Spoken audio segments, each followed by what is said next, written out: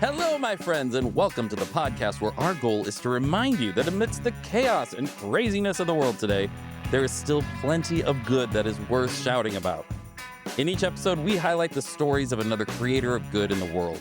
Nonprofit, for-profit, it doesn't matter. We know that when you use what you have to add to the world, we can make the world better. This is Creating Good with me, Matt Barnes. Let's create some good.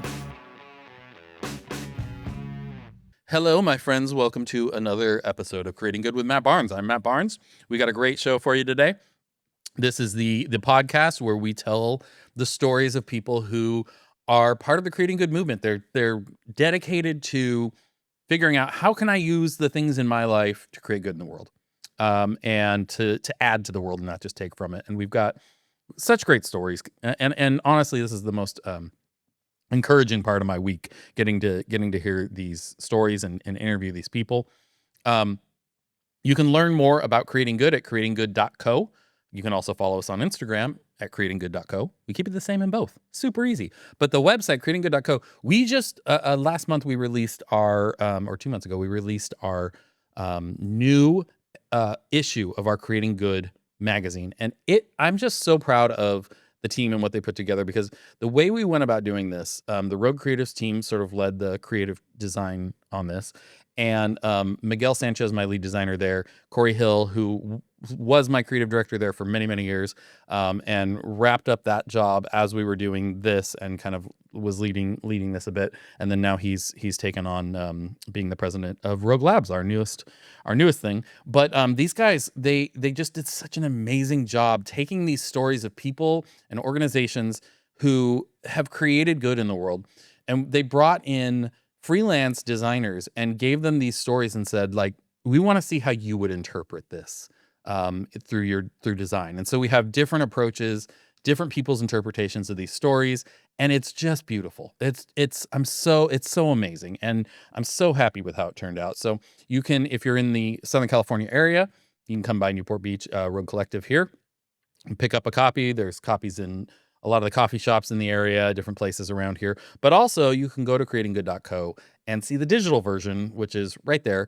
And it's free, and hopefully it's as encouraging for you as it was for us, because we just love it. It's kind of the physical print or digital, if you're reading it on the website, version of this podcast, but with really cool design. So check that out, creatinggood.co.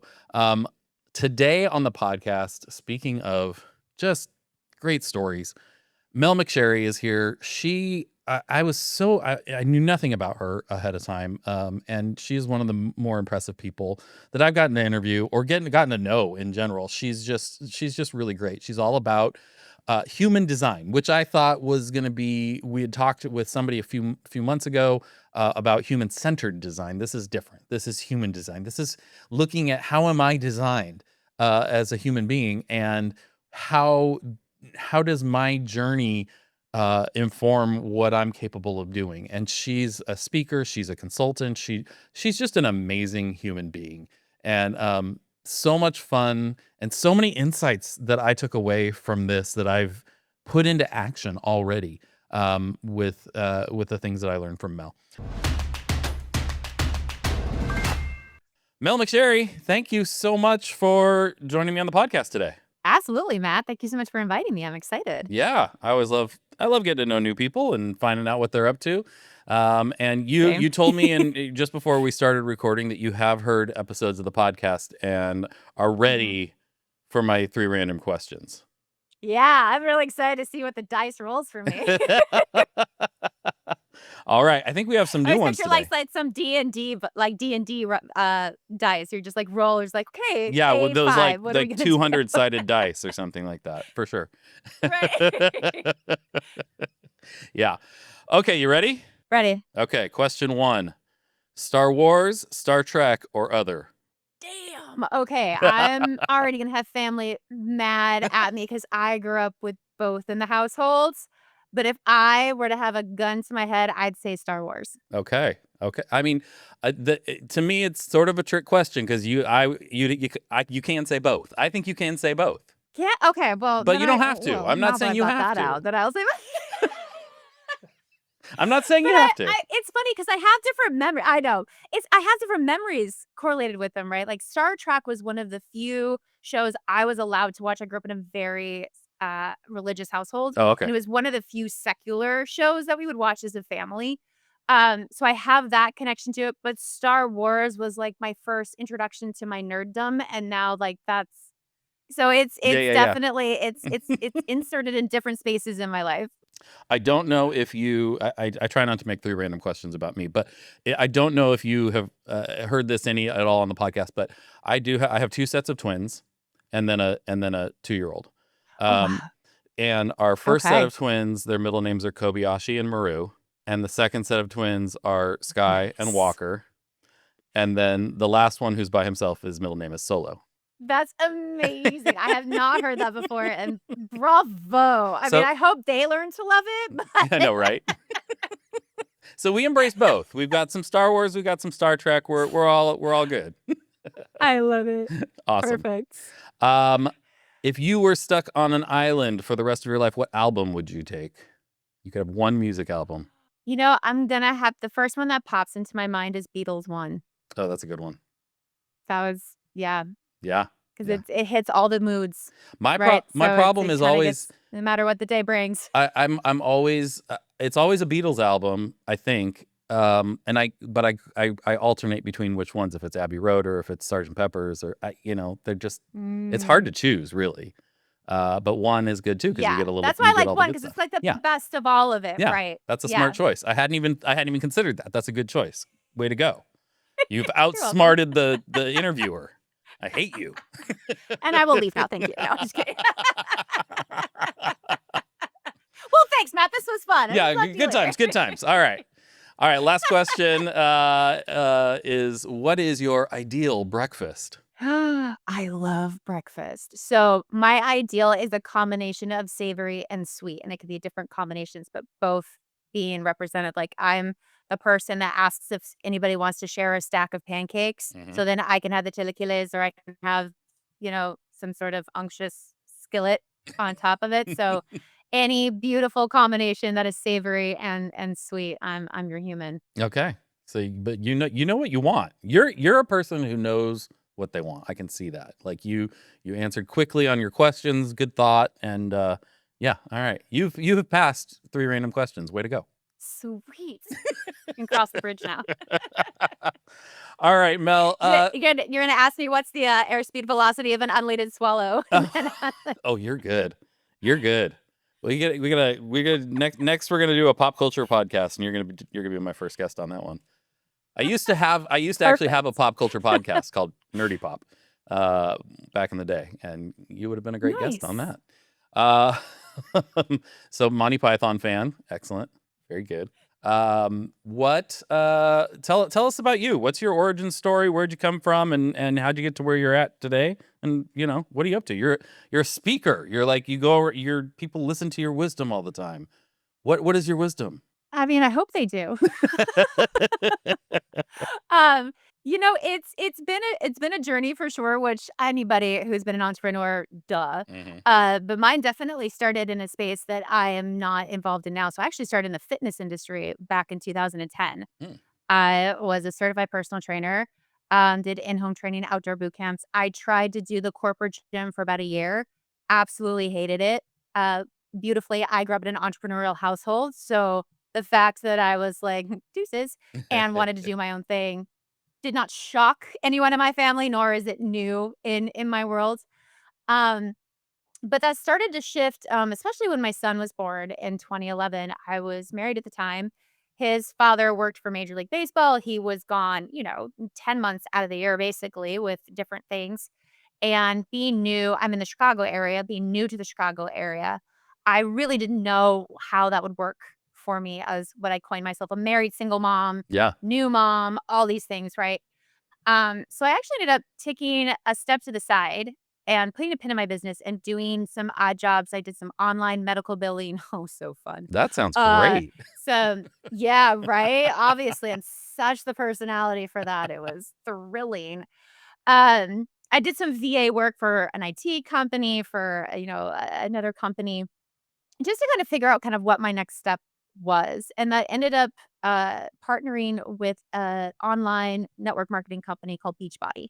Oh, yeah. So, that's where I kinda started to be introduced to the whole quote unquote "business coaching" thing, which I don't really like that title, but that's, what people kind of Yeah. closely relate it to. Um, and it came as a surprise because I went into Beachbody just wanting to be a health and fitness coach. I did not wanna do the "Hey girl" messaging. I did not wanna do the, like, Yeah. be this sort of leader. Uh, but the way that I was building my business was obviously different because I was consecutive in my success pretty quickly. And it got the attention of my leader at the time. She's like, "Look, I don't know how you're doing it. You've got this 3-year-old. You're basically by yourself all the time. You're consistent in your sales. Like, how are you doing this?" And I really didn't think I was doing anything different, which I think most of us don't think we do anything different, which Right, scares the right. bejesus out of us. But when we really actually think about it, we're like, "Oh, that is kinda cool. Go me." And the difference for me was I automatically would utilize and prioritize my to-do list according to my time and my energy. Mm, I would check in and go, "Okay, how much sleep did I have? Like, how am I feeling today?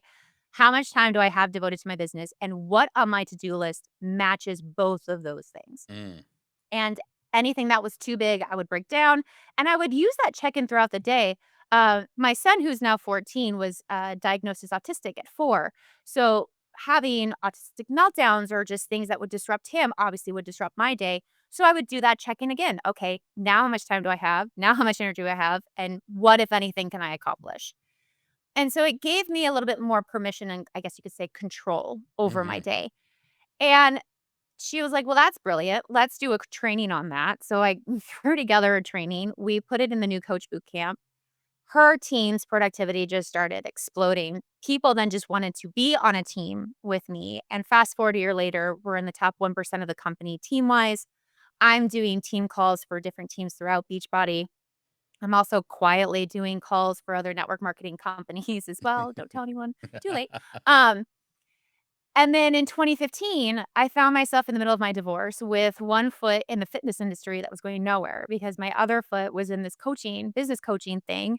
And I'm not very flexible. I can't do the splits. So I thought, okay, well, if there's a time to plot twists, Mhm. it's now. And beautifully through Beachbody, I was honored enough to have a year-long internship with John C. Maxwell, who was like Yeah. the coaching gurus of all coaches. He's been around for decades, right? Yeah. And it was so cool because I got to have a group phone call with him, and it was a small group. So I actually had to ask him questions and talk to him every month for a year. Hmm. And I really loved his concept of coaching. I really loved his philosophy around it, and I still do. Yeah. And I thought, "Okay, here's my next plot twist." So, got my, coaching certification through him and his international leadership team, left Beachbody 2016, started my business, quote, unquote, "coaching industry" in 2017 or business, in a very traditional way. I had my frameworks, I had my formulas, I had my 4 pillars of blah, blah, blah, blah, blah, and did rather well, again, rather quickly. And in 2020, I found myself in this space where on paper, I was very successful. I was making good money. I had spoken, 200 plus times all over the world. Living this life that I had been dreaming about forever and none of it feeling like mine. Mm, And me going, how this is success. This feels disingenuous. Like this, why mm. does this not feel really fun? And I went to my very first spiritual retreat in 2020 in Sedona, Arizona. Mhm. I know, shocking. Unbeknownst to me, 2.5 weeks before lockdown here in Chicago, and we were in lockdown for a while. Yeah. And one of the participants was bringing, or one of the attendees, brought up human design. And I'm like, I've heard of that before. I remember looking up and going, yeah, that's me, and not doing anything with it. She's like, well, here's how you can find your whole chart. And I went into my room, downloaded my chart, read it, and just sobbed Mm, because it was all of the things that I knew to be true that I wasn't doing because my mentor or that expert or that person on social media told me that wasn't the right way to do it. hmm, And I realized why I was feeling so burnt out, how I could shift it, and where I had gone too far. And the funny thing is that we all actually do live inside of our human design. We just go too far because we don't trust ourselves. We're never taught really to trust ourselves. No. We're taught to seek the experts, to find the formula, right? Copy and paste, which I did and did very well. But I realized that these were the pieces of me that I didn't have the vernacular for, and therefore I wasn't advocating for. And so I was just being bulldozed by all the noise. Mhm. And it was a huge, what I like to call OHFs in my book, She Profits, which is a oh holy fuck moment. If you have to bleep that out, go for it. But it was when I was like, oh my God, like, oh, I'm not crazy. I'm not lazy. How did I not know this? And so I came home from that spiritual retreat and I decided I really want to see if this is legit. Mhm. Like before I even talk about it to anybody, I was dating my now partner at the time. We just started dating. I didn't even tell him about it. Mm. I just kind of wanted to see if this was too good to be true. Yeah. And so quietly, I started implementing my human design in my life and business, saw major shifts in all areas of my life, and realized that this was something I really wanted to nerd out on. And I really wanted to nerd out on it hard with other people and get paid for it. Because this is such a beautiful tool. It's not the end all be all tool. Like, I love that it is meant to be partnered Mm. with traditional frameworks, formats. It's not technically the end all be all. It's just you. It's your foundations. It's your information that you can then start customizing and utilizing as you see fit. And especially in the entrepreneurship circles, having that self trust and that self confidence that is so unshakable that somebody could be like, you need to do this. And you can be like, no, I don't. Deuces, and feel totally fine about it. Yeah, yeah. That's massive. So I came out of the spiritual closet on LinkedIn in 2023, and I've been utilizing it as my primary tool for support ever since. Wow. That's amazing. Okay, so you instantly have become one of my favorite people. And, Yay!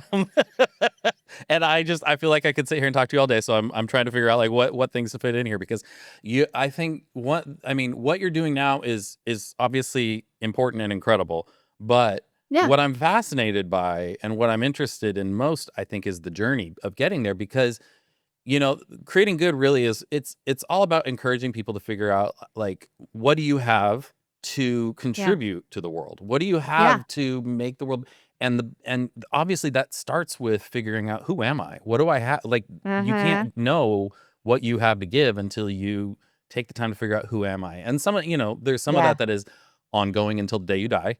And you're Mhm. always because I'm still learning new stuff about myself all the time. But Samesies. I think the embodiment of that journey, the decision to take that journey is unfortunately all too rare, and you're encouraging people to Yeah. do that, which is great. Mhm. What like as the first thing you were one of the first things you were talking about was the way that you looked at like time and what did you say? Time, energy, and Yeah, time and energy management, yeah. oh, yeah, time and energy management. I had written Yeah. down time, energy, and tasks because I think you were looking at like, okay, what do I have to do? And Yeah. what is the time? What is the energy? And I mean, even something that's simple like that sounds like it came naturally to you. Like, I haven't thought of it that way before. And I'm like, I wrote it down and I thought, oh my gosh, I need my assistant to be asking me those questions throughout the day. That's so great. Yeah. So, like, just the fact that that sort of like you've allowed who you are and your thought processes to start this journey. What like what gave you the confidence to do that, or what put you was the way you think it was the way you were raised? Is it what was it about that made you go, I'm gonna lean into this? That's a great question. I think subconsciously it came from watching my father. Mm, So as I mentioned, I grew up in an entrepreneurial household and my dad has been an entrepreneur since the day I was born.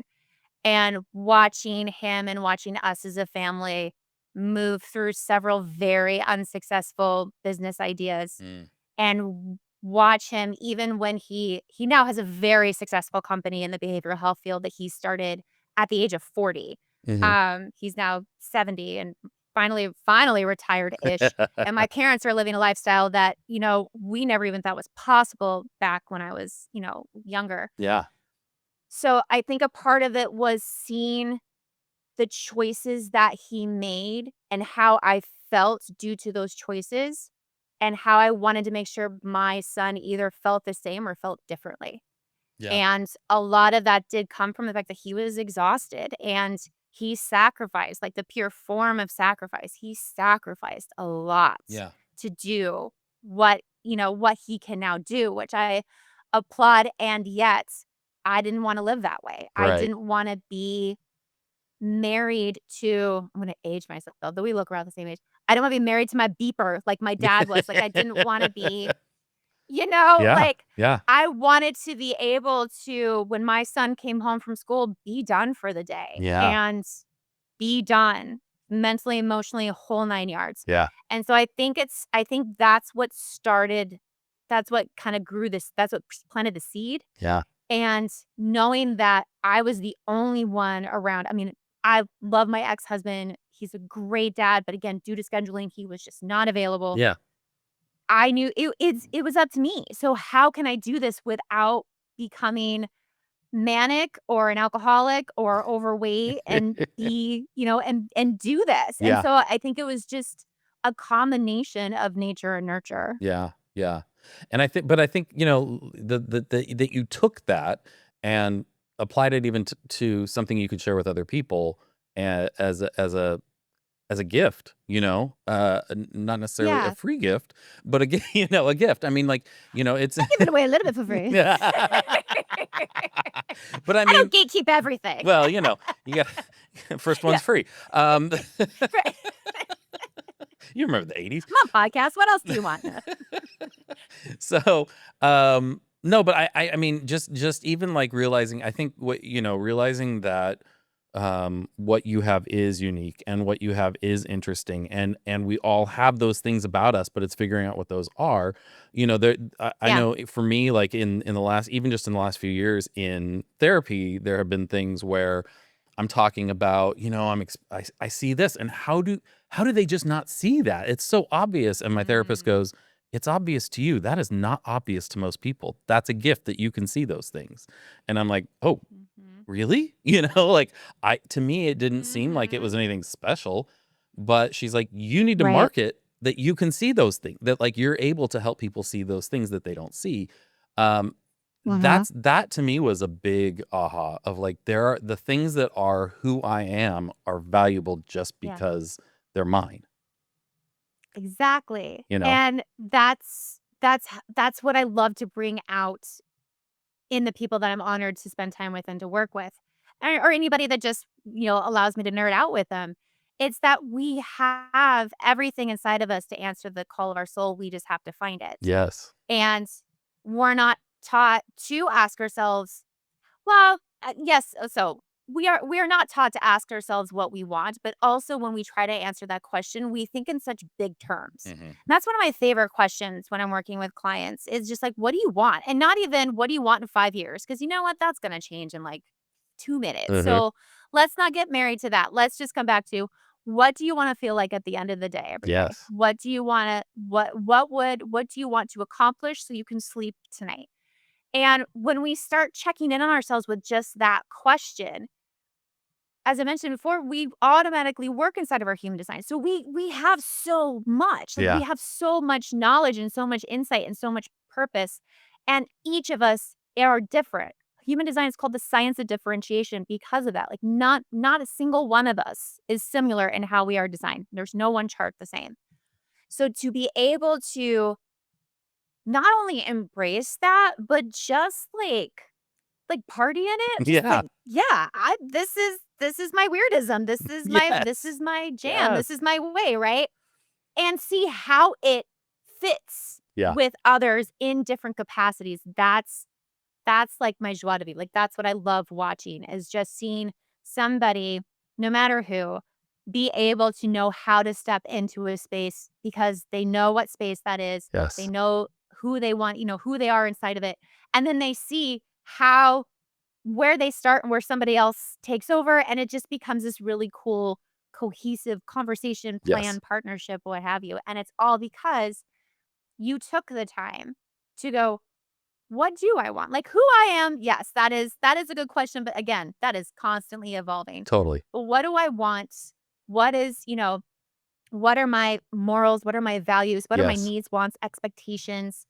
And just really hone in on those because 'cause they're not selfish, they're not stupid, they're No. yours, they're valid, and that's how you silence that noise on your own of everything that you think you should do or, or who you need to be or who you think you should be in order to create what you want. I love that you started with the question, how do you wanna feel at the end of the day?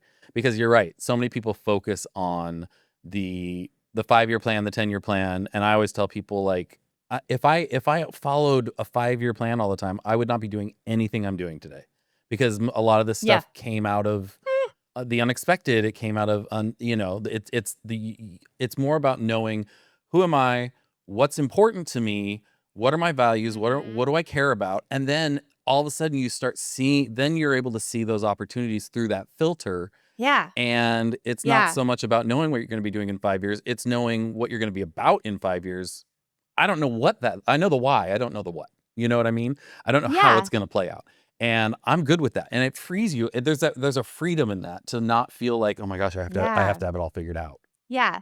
I like to say you need to have a direction, you don't need a map to get where you are, like, or Yes. get to where you wanna go. Yeah.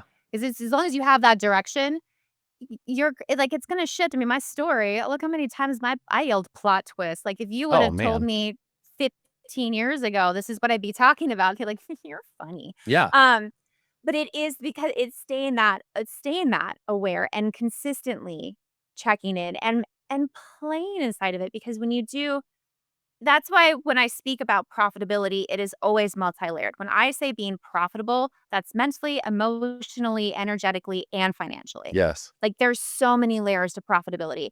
And in entrepreneurship, especially, or just in, kind of like more this capitalistic focused spaces, it's flipped, right? Financial first, like get those 10K a month, get those six figures, Yep. and then you'll be happy. And that's not how you that's not how you create sustainability as an entrepreneur. Again, I've been doing this 15 plus years. Yeah. And the thing is, you have to find those profit points in the day to day. And that's the mental and emotional and the energetic. That's Well, what keeps you connected. and we know the people that have found only that success, the financial success, what the world would tell us is successful, they're not the happiest people. Like, just statistically, No, I you look at the wasn't. studies, you look at Yeah. all that stuff. It's it it's a nice thing to have, but it's not what you think it is. Like, people think that that's gonna make them happy, and the reality, that's why, for creating good, which are, the values for creating good, the last one is have fun.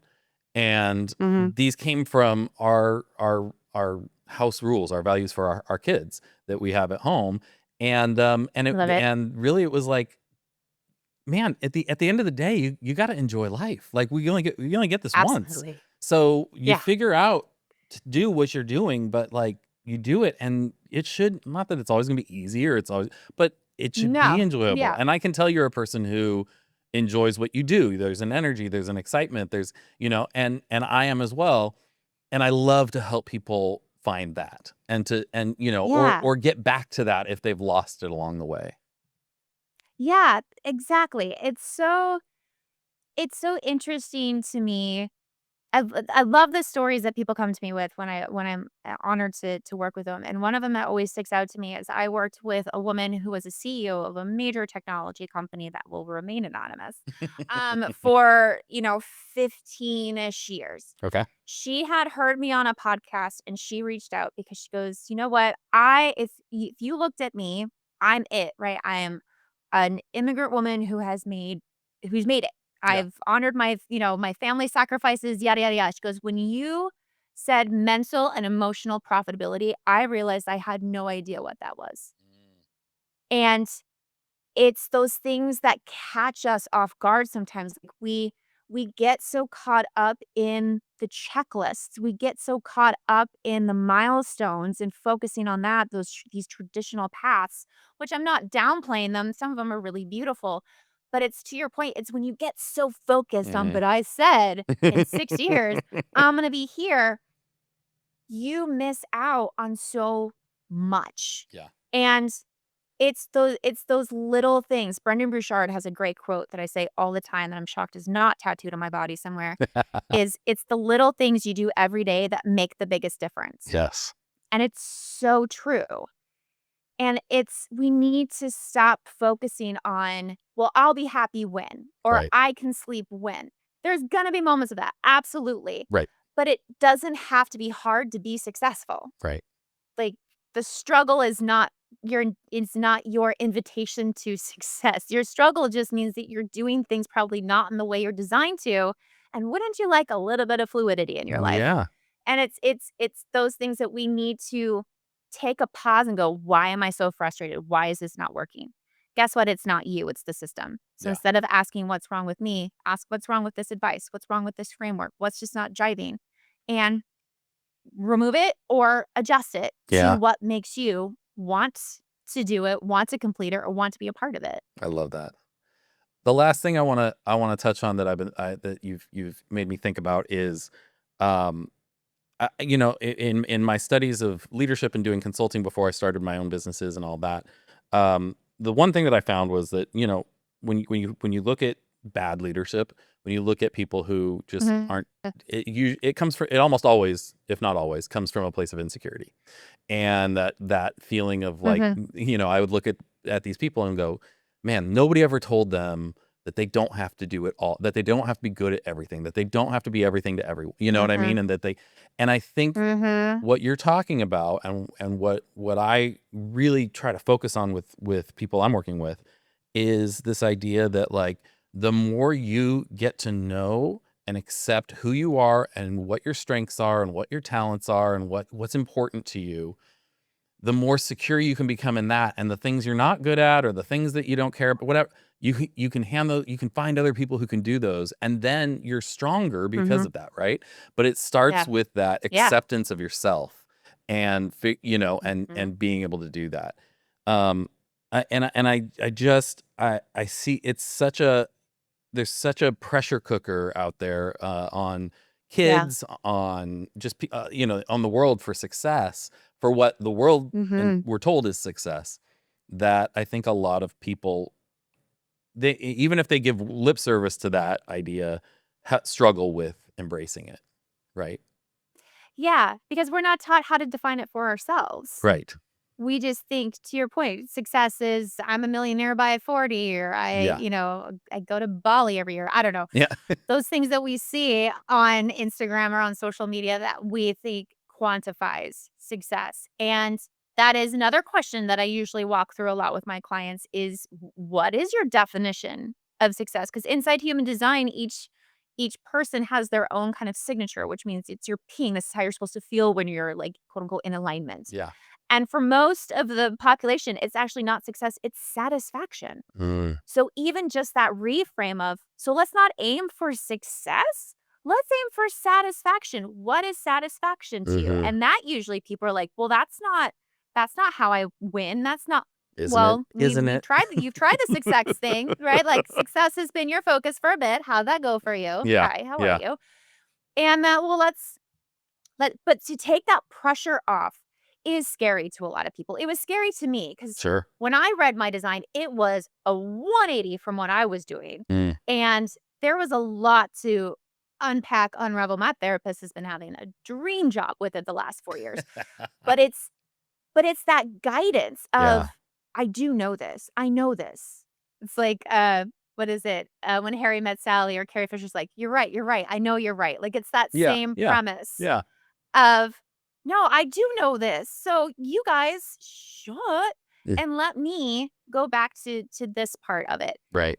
And that is how you become a better leader, whether you're a solopreneur or in corporate or part of your family, what have you, is not only understanding your strengths and strategies, but knowing your stopping points. Yeah. And it's more than just boundaries. It is your energetic stopping points of, no, I don't, there's every fiber of my being going, no. Yeah. So express that and see who can step up. And if nobody can, then reevaluate, okay, is this actually a priority? Is this something that really needs to be done to design what I want in this moment? Right. So good. Wow. Okay. Yeah, I could talk to you all day, literally. So, but I'll wrap up with the question I always end with, which is, what you do in your job and everything that you're doing, and you seem to be a very joyful person. What brings you the most joy? Again, it's the little things. So My family and I just purchased our very first home. We just moved in 6 weeks ago. Nice. And thank you. And what brings me joy in this moment, one is this house, and two, I'm an early morning person, always have been. I love waking up at 5 in the morning. I know Mm. it's weird. And just sitting out in my back garden with a cup of coffee and my journal and just being like it's those moments of silence and quiet and just the city waking up. I don't know, there's something about Yeah, but it's those little moments to myself, especially in the morning. That's what brings me a ton of joy. I love that. Yeah, I've always been jealous of people like you. I want to be an early morning person, and then I'm like, I I hear don't. that a lot from my clients too. They're like, "Do I have to be?" No, you do not have No, to no, be. no. I'm just not a sleeper. And as I'm saying that, I'm I going, would I need to embrace who I am, which is not an early morning person. exactly. That's one I still struggle with because I'm like, oh, I know when I do it, I enjoy it, but man, it takes so much to get me up that early. Oh, yeah. Not enough coffee in the world, huh, Matt? No, there really isn't. There really is. Well, man, thank you so much, Mel. Where can people find you, connect with you, if they want to, have you tell them, all the things that are going to make them be better people? Absolutely. So you can respectfully stalk me on LinkedIn or Instagram. On Instagram, I'm Mel underscore McSherry. I love it. People love when I say that. I love Uh, the Mel invitation underscore to McSherry. respectfully stalk you. That's That's great.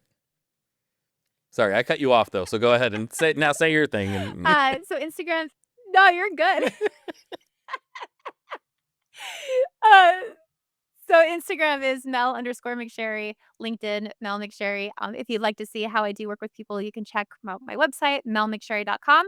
Or if there's something about this conversation that piqued your interest that you would like to pick my brain on, and yes, I do welcome picking my brain, you can schedule a complimentary 30-minute virtual coffee with me at virtualcoffeewithmel.com. nice. That's very cool. All right. Well, thank you so much, Mel. I'm just so thankful that you took the time to do this and share your insights with everybody. It was really fun. I loved it. Thank you. I was so excited to have been able to, so I appreciate you. Awesome. Creating Good with Matt Barnes is recorded at Rogue Collective in beautiful Newport Beach, California. It's hosted and executive produced by me, Matt Barnes. Post-production is by our amazing friends over at Fame, the B2B podcast agency. Writing is by Matt Barnes and Taylor Bolanos from Rogue Creatives. Creative direction and design is overseen by Corey Hill of Rogue Creatives. Theme music is composed and performed by Jared Atherton of Chapters. Huge thanks to our amazing guests for joining us this episode, and thank you to all of you incredible listeners for tuning in. If you enjoyed the show, and I would imagine you did if you're still listening, so don't forget to help us spread some good by giving us a good review. Preferably like 5 stars, lots of really nice words. It's very helpful. Also, tell your friends and subscribe so we can come straight into your potholes each and every time we have a new episode. Take the Creating Good pledge on our website at creatinggood.co. We'll catch you next time.